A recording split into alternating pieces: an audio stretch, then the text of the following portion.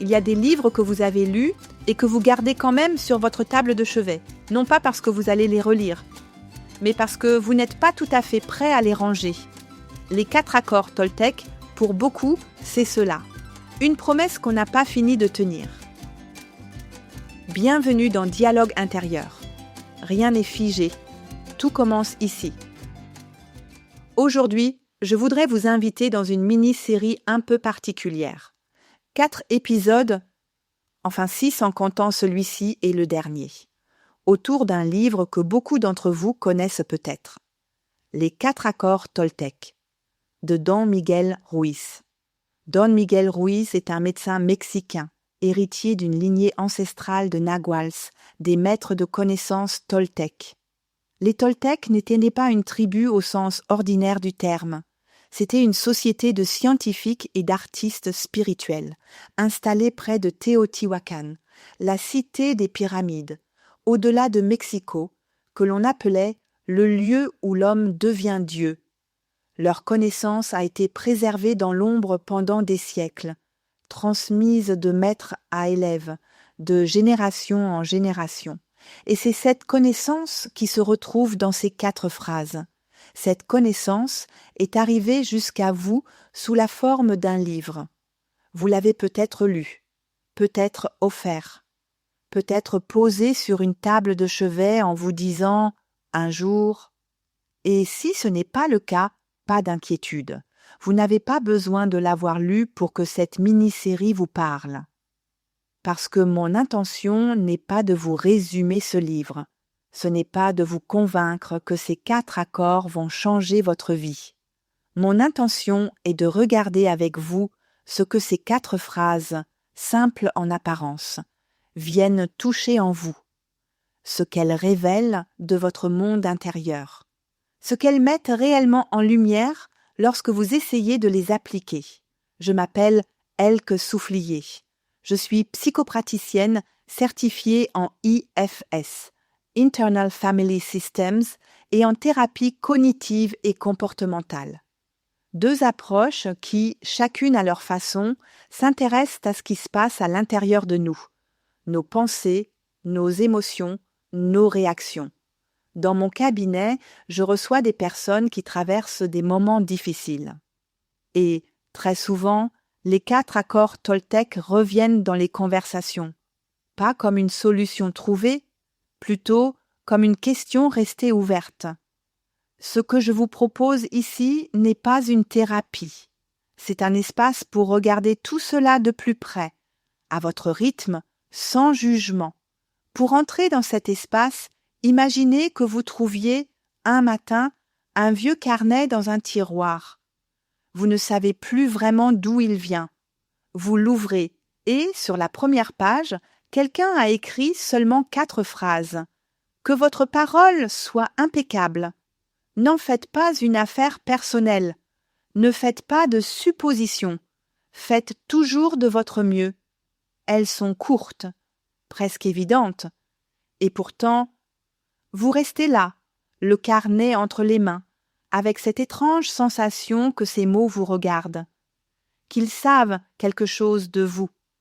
C'est un peu comme cela que je vis ces 4 accords. Pas comme des règles à appliquer, pas comme un programme en 4 étapes, mais comme des miroirs. Chaque phrase vous renvoie quelque chose de différent selon le moment de votre vie où vous la regardez. Alors, dans cette mini-série, nous allons les explorer ensemble, à votre rythme, sans chercher à tout changer d'un coup. Mais avant d'entrer, la semaine prochaine, dans le premier accord, je voudrais m'arrêter sur une question. Pourquoi ces 4 accords, aussi simples qu'ils paraissent, sont-ils si difficiles à mettre en pratique dans notre quotidien? Don Miguel Ruiz appelle cela la domestication. C'est un mot qui peut surprendre. Mais laissez-moi vous raconter une histoire. Pensez à un enfant. Il grandit dans une famille, une école, un quartier.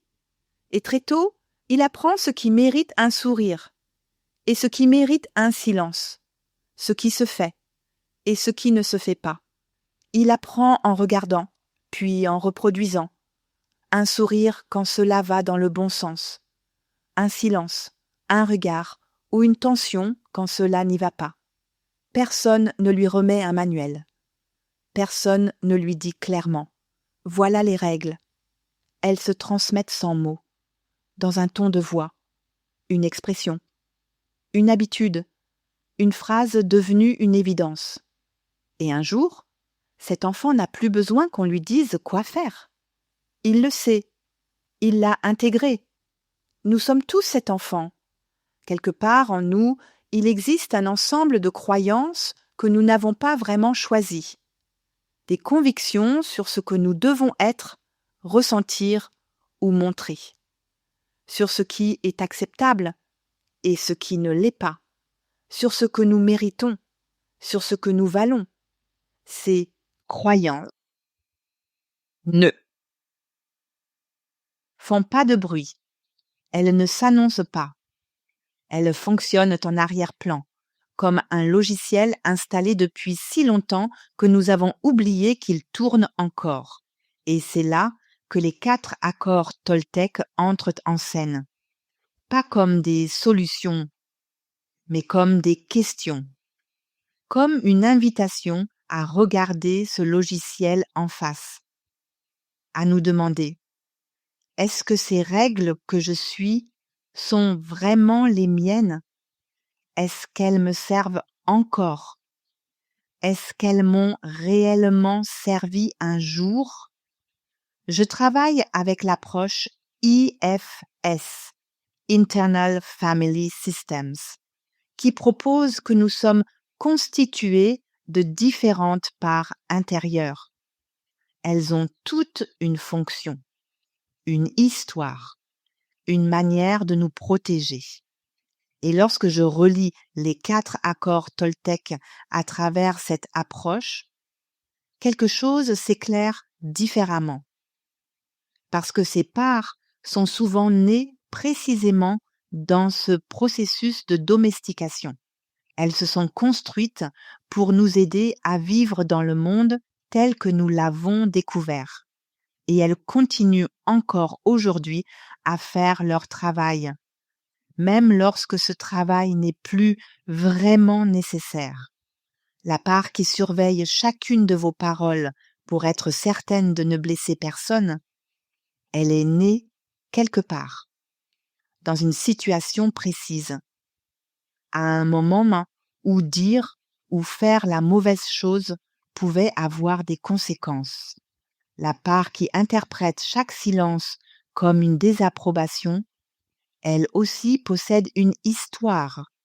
Elle a appris à observer, à anticiper, à se préparer. Ces parts ne sont pas vos ennemis.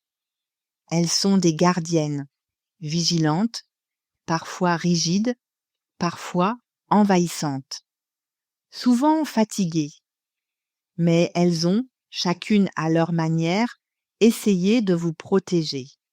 Et les 4 accords Toltec nous invitent doucement à revisiter ce travail, à rencontrer ces gardiennes, à comprendre pourquoi elles agissent ainsi et peut-être à leur demander si elles accepteraient de déposer une partie de leur charge. Ce n'est pas un travail simple, ce n'est pas un travail rapide, mais c'est un travail qui touche à quelque chose de profond, pas seulement à nos comportements, mais à leurs racines. Dans les prochains épisodes, nous explorerons chaque accord, l'un après l'autre.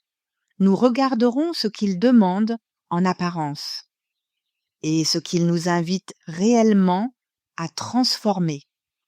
Nous nous arrêterons là où cela résiste, là où c'est inconfortable, là où une part de nous dit « je comprends, mais je n'y arrive pas ».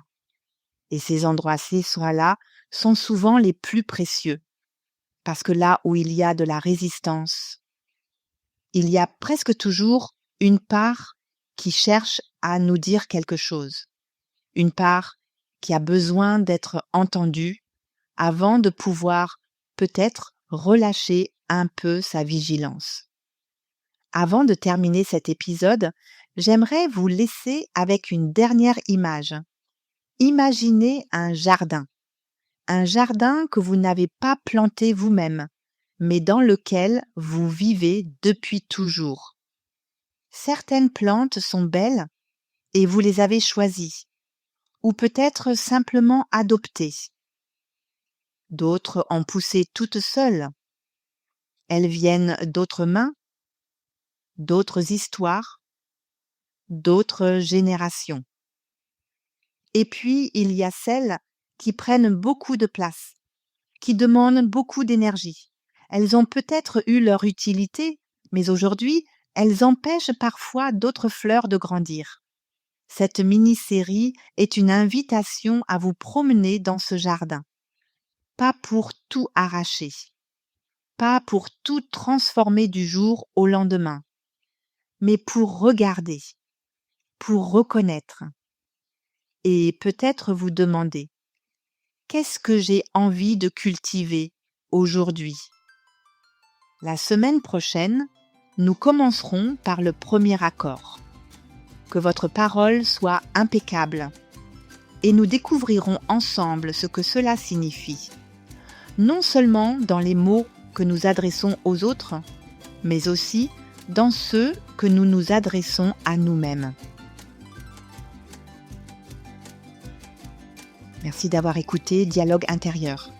Rien n'est figé, tout commence ici. Si cet épisode vous a touché, vous pouvez soutenir le podcast en vous abonnant, en laissant une étoile ou en le partageant autour de vous.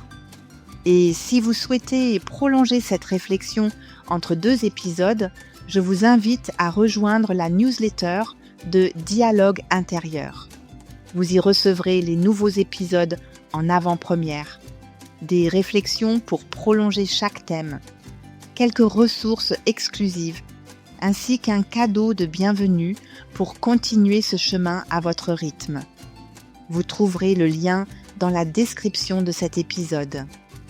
Où que vous soyez, quoi que vous traversiez en ce moment, prenez soin de vous et de votre monde intérieur.